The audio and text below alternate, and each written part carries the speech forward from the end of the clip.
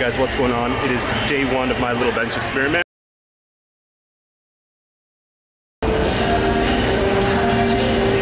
Alrighty guys, so what is going on?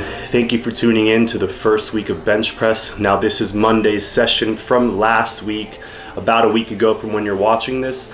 And my goal on this day after traveling and coming back from Denver was to hit my first bench session of the week. It's gonna start off as a Monday, Wednesday, Saturday progression. Saturday being the hardest day and Wednesday being the easiest since it's kind of in the middle. So Monday, my goal for just getting started was to hit about an RPE 7. And that's one of the topics I wanted to cover today was RPE and setup and maybe a little bit of rest times too. So RPE, simply put, is rate of perceived exertion. A 7 on a set means you left a few reps in the tank. So my plan was to work up to 235, or not 235, but RPE 7, and 235 felt about that. And then I took 75% of my second set, 225, and just did some close grip bench press with it, nothing fancy. So coming up on Wednesday, I know that RPE 7 for me on this first week was about 235. That was my limit for triples and I couldn't go up anymore. So my 3 sets were easy, 205, 225, and 235. So Wednesday, the easy day, before my back training, I came in and just hit triples with my second set. So Monday I picked 3 weights and that brought me up to an RPE 7 for triples. And on Wednesday, I picked the middle weight and just hit it for a quick 3x3. So this is how I started off my back workout, believe it or not, if you guys saw it earlier last week in the videos, but 2 bench sessions out of the way and about 6 or 7 working sets. And for the last day, which you're watching here, pretty self-explanatory. Monday and Wednesday happened pretty simple and I got 2 days of rest, so it was time to go hard.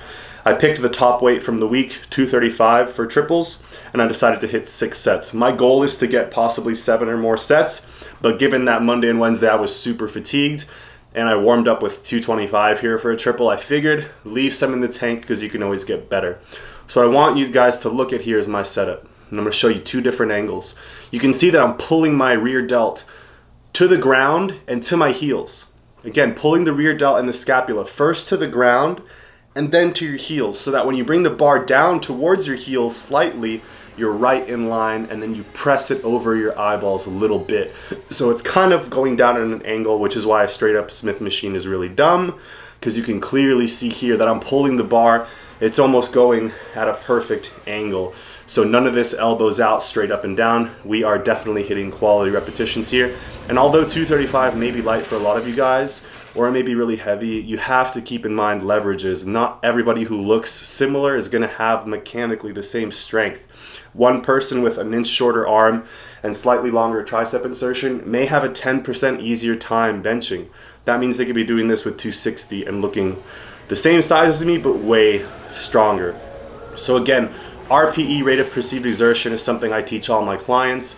It basically tells you to leave a rep in the tank if you're RPE 9, or 2 reps in the tank if you're RPE 8.